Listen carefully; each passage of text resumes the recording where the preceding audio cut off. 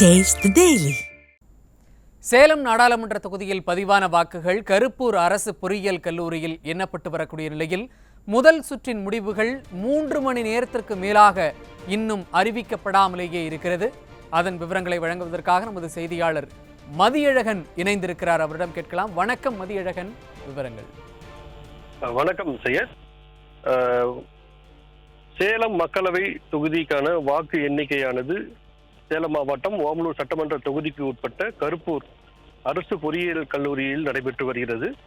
இந்த கல்லூரியில் 6 கட்டிடங்களில் தனித்தனியாக ஒவ்வொரு தொகுதிக்கும் தனித்தனியாக வாக்கு எண்ணிக்கை நடைபெற்றுக் கொண்டிருக்கிறது. 6 தொகுதியானது அங்கே பாதுகாப்பு பணியில் காவல்துறையினர் ஈடுபடுத்தப்பட்டு காலை 8 மணி அளவில் வாக்கு எண்ணிக்கையானது தொடங்கியது. ஆனால் 3 மணி நேரத்திற்கு மேலாகியும் இதுவரை முதல் சுற்றுக்கான வாக்கு எண்ணிக்கை முழுவதுமாக அறிவிக்கப்படாத ஒரு நிலையை நீடித்துக் கொண்டிருக்கிறது. அதாவது சேலம் மக்களவை தொகுதியில் பார்த்தீங்கன்னா 6 சட்டமன்ற தொகுதியில் வருகிறது. இந்த 6 சட்டமன்ற தொகுதியிலும் கிட்டத்தட்ட 4 சுற்றுகளை கடந்து வாக்கு எண்ணிக்கை நடந்து கொண்டிருக்கும் வேளையில் முதல் சுற்று வாக்கு எண்ணிக்கை கூட இங்கு அதிகாரப்பூர்வமாக இங்க தேர்தல் நடத்தும் அதிகாரிகள் இன்னும் அறிவிக்காமல் வைத்துள்ளார்கள். இது பெரிய சந்தேகத்தை ஏற்படுத்தியிருக்கிறது. அது மட்டும் இல்லாமல் ஒவ்வொரு சுற்றிலும் முடிவுகள் மாவட்ட தேர்தல் நடத்தும் அலுவலரான பிருந்தா தேவியிடம் வழங்கப்படும். அவர் அந்த ஒவ்வொரு தொகுதிக்கான முடிவுகளை ஒன்றாக கூட்டி முழுமையாக சேலம் மக்களவை தொகுதிக்கு முழுமையான ஒரு அறிவிப்பை வெளியிடுவார். ஆனால் 3 மணி நேரம் கடந்தும் கூட இதுவரை முதல் சுற்றுக்கான வாக்கு எண்ணிக்கை முழுமையாக அதிகாரப்பூர்வமாக இதுவரை அறிவிக்கப்படாதது பெரிய குழப்பத்தை ஏற்படுத்துகிறது. அது மட்டும் இல்லாமல் இன்னும் பல்வேறு குழப்பங்கள் இங்கு நீடித்துக் கொண்டிருக்கின்றன சொல்லலாம். ஏனென்றால் இந்த மக்களவை தொகுதிக்கான வாக்கு எண்ணிக்கை மையத்தில் கிட்டத்தட்ட 1000த்திற்கும் மேற்பட்ட காவலர்கள் பணியில் ஈடுபடுத்தப்பட்டிருக்கிறார்கள். இவர்கள் இரவும் பகல் பாராமல் என அவர்கள் பணியில் ஓய்வில்லாமல் பணியில் ஈடுபடுத்தப்பட்டுள்ளால் காவலர்களும் சோர்வு அடைந்திருக்கிறார்கள் என்று சொல்லலாம். அந்த வகையில் பார்க்கும்போது இந்த கல்லூரி அரசு பொறியியல் கல்லூரியின் பிரதான நுழைவாயிலில் பாதுகாப்பு பணியில் ஈடுபட்டிருந்த சேலம் மாநகர குழந்தைகள் பாதுகாப்பு நல பிரிவின் உதவி ஆய்வாளர் சங்கர் என்பவர் திடீரென்று மயங்கி விழுந்திருக்கிறார். அருகில் இருந்த காவலர்கள் அவருக்கு முதல் உதவி செய்திருக்கிறார்கள். பின்னர் ஆம்புலன்ஸ் மூலமாக அவர் அரசு மருத்துவமனைக்கு அழைத்து செல்லப்பட்டு அங்கு தீவிர சிகிச்சை பிரிவில் அவர் அனுமதிக்கப்பட்டிருக்கிறார். அது மட்டும் இங்க பார்க்கும்போது ஒவ்வொரு தொகுதியில், அதாவது ஒவ்வொரு சட்டமன்ற தொகுதியிலும் தனித்தனியாக வாக்கு எண்ணிக்கை நடைபெற்றுக் கொண்டிருந்தாலும் இப்போ தற்போது பார்க்கும்போது 5வது சுற்று நோக்கி சென்று கொண்டிருக்கிறது. ஆனால் முதல் சுற்றுக்கான வாக்கு எண்ணிக்கை முழுமையாக இன்னும் அறிவிக்கப்படாதது இங்குள்ள முகவர்களிடமும் வேட்பாளர்களிடமும் பெரிய சந்தேகத்தை ஏற்படுத்தியிருக்கிறது. சையத், மதியழகன், 3 மணி நேரம் தாமதத்திற்கான காரணம் என்னவென்று தெரிந்து கொள்ளலாமா? தாமதம் ஏன்னா வழக்கமாக ஒரு வாக்கு எண்ணிக்கை மையத்தில் செய்தியாளர்கள் உள்ளே சென்று செய்தி சேகரிப்பதற்கு அவர்கள் சுதந்திரமாக அனுமதிக்கப்படுவார்கள். ஆனால் இம்முறை கட்டுப்பாடுகள் அதிகமாக விதிக்கப்பட்டிருக்கிற செய்தியாளர்களுக்கு அவர்களுக்கு அடையாள அட்டை இருந்தால் வாக்கு எண்ணிக்கை மையத்திற்குள் செல்லலாம் என்ற நிலைதான் வழக்கமாக இருந்து வந்தது. ஆனால் அடையாள அட்டை வழங்கிய பின்னரும் வாக்கு எண்ணிக்கை மையத்திற்குள் செல்வதற்கு இங்க நிறைய கட்டுப்பாடுகள் விதிக்கப்பட்டிருக்கிறது. அதிகாரிகள், அதாவது செய்தி மக்கள் தொடர்புத்துறை அதிகாரிகள் அனுமதித்தால் மட்டும்தான் அவர்கள் வாக்கு எண்ணிக்கை மையத்திற்குள் செல்ல முடியும். அப்படி சென்றால் மட்டும்தான் அங்கு நடக்கக்கூடிய கள நிலவரங்களை முழுமையாக வெளிக்கொண்டு வர முடியும். ஆனால் இங்கு காலை வாக்குப்பதிவு தொடங்கும் போது மட்டுமே செய்தியாளர்களுக்கு அனுமதி வழங்கப்பட்டது. அடுத்த 10 நிமிடத்தில் அவர்கள் அங்கிருந்து வெளியேற்றப்பட்டு விட்டார்கள். யாருக்கும் உள்ளே செல்ல அனுமதி இல்லை என்ற ஒரு நிலை இங்கு இருப்பதால் அங்கு உள்ள நடக்கக்கூடிய கள நிலவரத்தை முழுமையாக வெளியிடுவதற்கு அங்கு யாராலும் இயலவில்லை.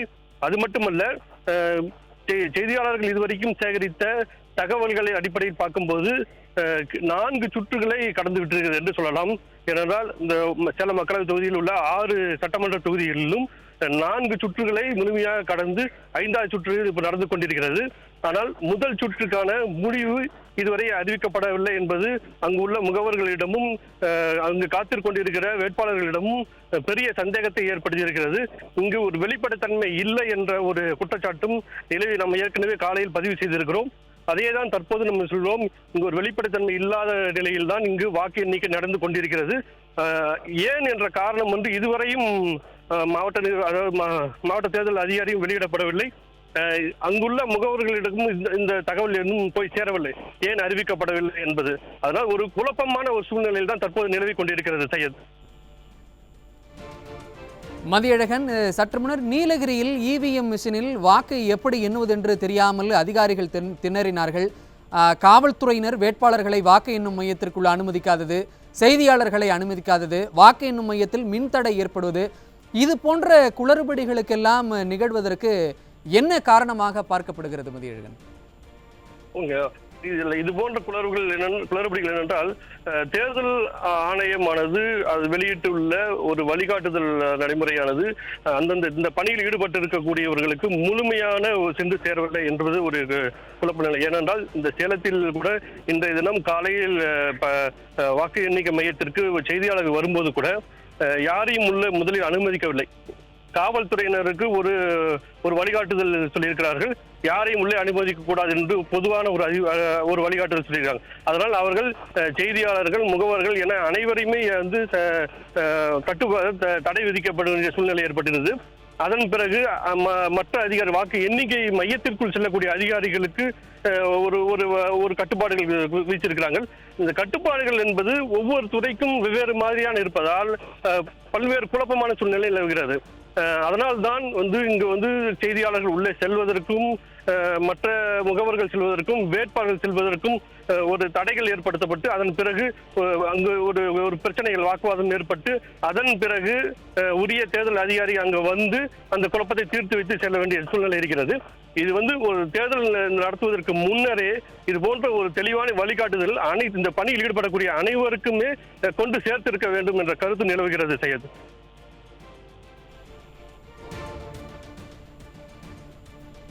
மதியழகன், இப்படி ஒரு சூழ்நிலையில் அங்கே யார் முன்னிலை வகிக்கக்கூடிய நிலை தற்போது நிலவுகிறது என்கிற தகவல் ஏதேனும் இருக்கிறதா?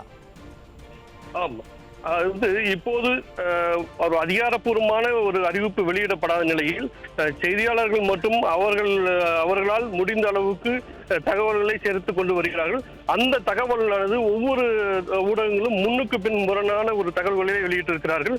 அந்த வகையில் பார்க்கும்போது அதாவது நம்ம அதிகாரப்பூர்வமான தகவலை வைத்துதான் நாம் இவர்கள் முன்னிலையில் இருக்கிறார்கள், இவர்கள் பின்தங்கி இருக்கிறார்கள் என்று நாம் சொல்ல முடியும். ஆனால் இங்குள்ள நிலையில் செய்தியாளர்கள் உள்ளே செல்ல முடியாத சூழ்நிலையில் இருப்பதால் யாருக்கு முன்னிலை, யார் பின்னடை ஏற்பட்டிருக்கிறது என்ற ஒரு முழுமையான விவரம் தெளிவாக இங்கு இல்லை. இருந்தாலும் அரசு தரப்பு, அதாவது மாவட்ட தேர்தல் நடத்தும் அலுவலர் இன்னும் கூடிய விரைவில் அதற்கான அறிவிப்பை வெளியிட வேண்டும் என்ற கோரிக்கையும் செய்தியாளர்கள் மத்தியிலும் இருக்கிறது, இந்த வேட்பாளர்கள் மத்தியிலும் இருக்கிறது சையத்.